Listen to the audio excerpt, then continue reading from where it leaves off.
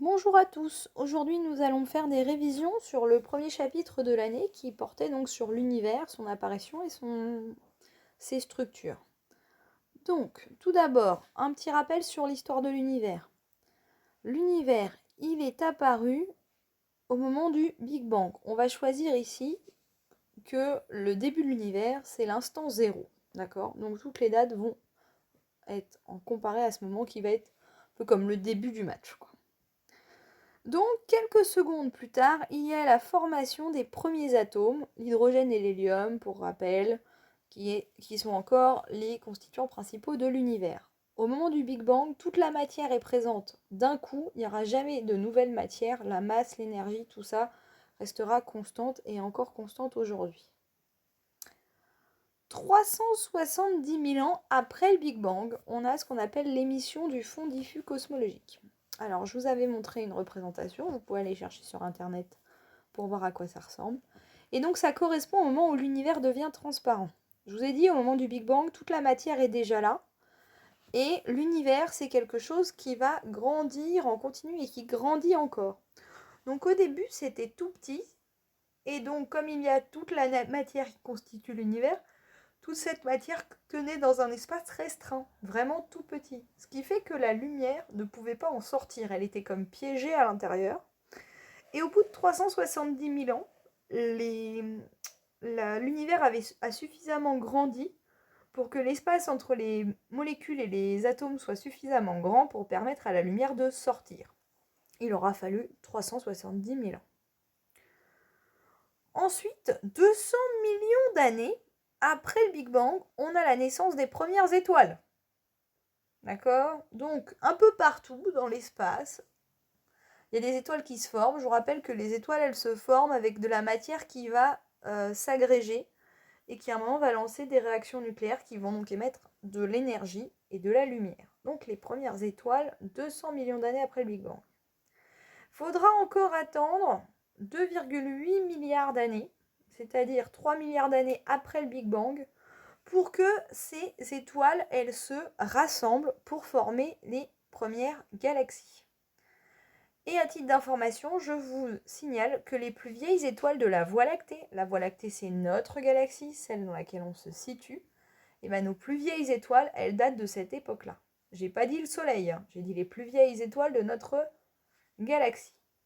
Notre étoile, elle est apparue 9,1 milliards d'années après. Ça veut dire qu'il a fallu attendre 6,1 milliards d'années pour que notre système solaire se forme, c'est-à-dire en même temps notre étoile et les planètes qu'il constitue.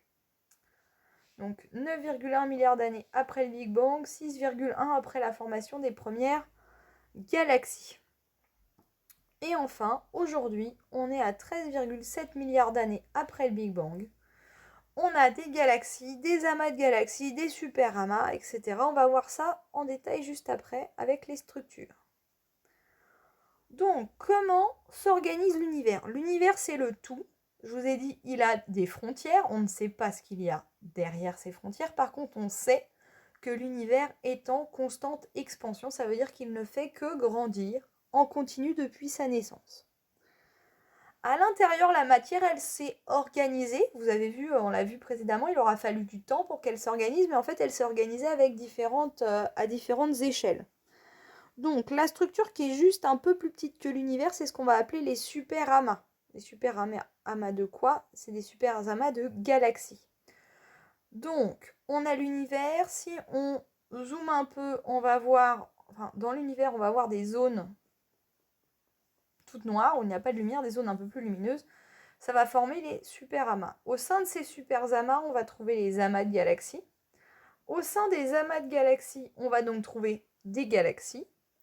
Au sein des galaxies, on va trouver des systèmes planétaires. Et au sein de ces systèmes planétaires, on trouve des étoiles. Je vous rappelle qu'une étoile n'est pas... toutes les étoiles ne possèdent pas des planètes. D'accord? Mais bien évidemment, les systèmes planétaires ont tendance à être un peu plus grands que les étoiles. Donc ça, c'est présenté dans un sens. Vous pouvez également partir dans l'autre sens, vous dire que vous avez une étoile qui va être entourée de planètes, ça forme un système planétaire. Les étoiles et les systèmes planétaires se regroupent pour former des galaxies. Les galaxies se regroupent pour former des amas de galaxies. Les amas de galaxies se regroupent entre eux pour former les super amas. Et les super amas, tous ensemble vont former l'intégralité de l'univers. Maintenant, on va faire un petit zoom sur le système solaire, histoire de regarder un peu ce qui se passe chez nous. Alors, dans la galaxie, il est situé, ce système solaire, dans la galaxie qu'on appelle la Voie lactée, Milky Way en anglais. Elle se présente comme ça. Notre galaxie, elle est plate, elle est spiralaire, ça veut dire qu'elle tourne sur elle-même, elle a des bras. Et je vous rappelle, je vous l'avais déjà dit, nous on se situe plutôt sur l'extérieur des bras de la galaxie. On a l'impression que c'est plus lumineux au milieu, c'est pas que c'est plus lumineux, c'est juste qu'il y a plus d'étoiles au centre de la galaxie que sur l'extérieur. Et tout au centre de la galaxie, je vous rappelle qu'il y a un énorme trou noir. Donc notre système solaire, il est âgé de 4,6 milliards d'années, ce qui fait que c'est déjà pas mal, mais ça reste quand même relativement jeune.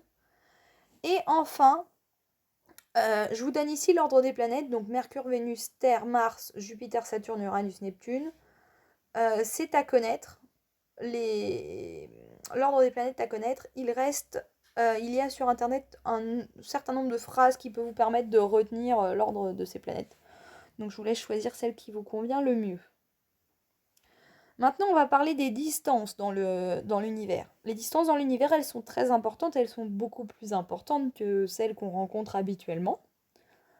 Habituellement, quand je vous parlais de distance dans votre vie quotidienne, vous allez parler soit en mètres, soit en kilomètres. Au niveau de à l'échelle de l'univers, ces unités, elles sont trop petites. Et donc, on en a défini des nouvelles. Il y en a deux. La première, c'est ce qu'on appelle l'unité astronomique. L'unité astronomique, elle est utilisée elle correspond à la distance entre la Terre et le Soleil, soit 150 millions de kilomètres. Et elle est utilisée au sein d'un système planétaire, parce que du coup, vous vous rendez bien compte qu'entre la Terre et le Soleil, qui est du coup la 3e planète du système solaire, c'est déjà un nombre qui est très grand et qui n'est pas forcément facile à utiliser. Du coup, on a défini cette nouvelle unité qui est l'unité astronomique. Ça fonctionne au sein d'un système planétaire. Je vous ai dit qu'entre un système planétaire et un autre, il y a une grande zone de vide. Et bien du coup, on a besoin d'une unité qui est encore plus grande, et l'unité qui est encore plus grande, c'est l'année-lumière. Une année-lumière, ça correspond à la distance parcourue par la lumière en une année. Une année-lumière, ça correspond donc à 9,5 fois 10 puissance 12 km. Et ça, c'est utilisé pour tout ce qui va être grande distance, donc les distances entre les systèmes solaires, les étoiles et les galaxies. Et les super-amas, etc. Voilà. Je sais que retrouver cette valeur et comprendre d'où elle vient, c'est parfois compliqué, donc on va détailler un peu et rappeler le calcul. Donc je vous rappelle que D, c'est la distance parcourue par la lumière en une année. Donc, et que, parce que vous vous rappelez bien des cours dans les autres chapitres, la distance, c'est égal à la vitesse fois le temps. Donc la vitesse, c'est la vitesse de la lumière, et le temps, c'est une année. Je vous rappelle ici, la vitesse de la lumière, c'est égal à 300 000 km par seconde. Et le temps, c'est une année.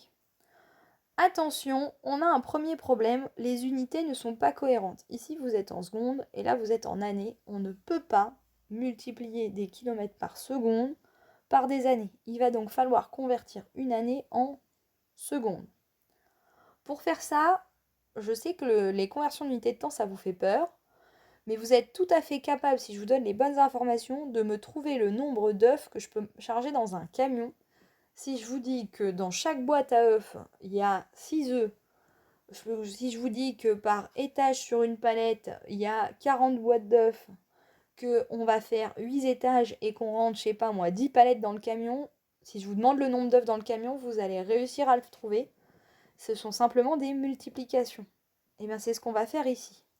Ici, dans une année, il y a 365 jours. Donc vous savez convertir une année en jours. Maintenant, si je vous demande combien il y a d'heures dans une année, vous allez me dire, c'est le nombre de jours fois le nombre d'heures dans une journée. Donc fois 24 heures. Et on pousse ce raisonnement avec les minutes et les secondes, et du coup, vous arrivez à ce calcul. C'est-à-dire 365 jours fois 24 heures fois 60 minutes fois 60 secondes. Et vous obtenez ce résultat qui dit que dans un an, il y a 31 536 000 secondes. Et ça, c'est un résultat, du coup, important qui vous permet de remplacer t ici par cette valeur. V, vous avez déjà la bonne valeur, donc il ne reste plus qu'à faire ce calcul. Et là, on a les bonnes unités, on est en secondes partout ici. Et comme on cherche une distance, on va obtenir un résultat en kilomètres. On obtient, excusez-moi, il y a une faute de frappe, on obtient cette valeur. Et cette valeur, du coup, elle est difficile à lire parce que c'est un nombre qui est très grand, donc on va plutôt utiliser la notation scientifique et on va dire que c'est 9,5 fois 10 puissance 12 km. Voilà, ça, vous pouvez regarder de nouveau la vidéo, vous avez également les explications que vous avez prises à la main en classe. Pour voir si tout ça c'est bien compris et maîtrisé, vous avez les 2 exercices qui sont présentés ici. Je vous souhaite bon courage pour faire ces exercices. Bien évidemment, je rappelle, vous aurez la correction la semaine prochaine. Merci à vous. Bonne journée.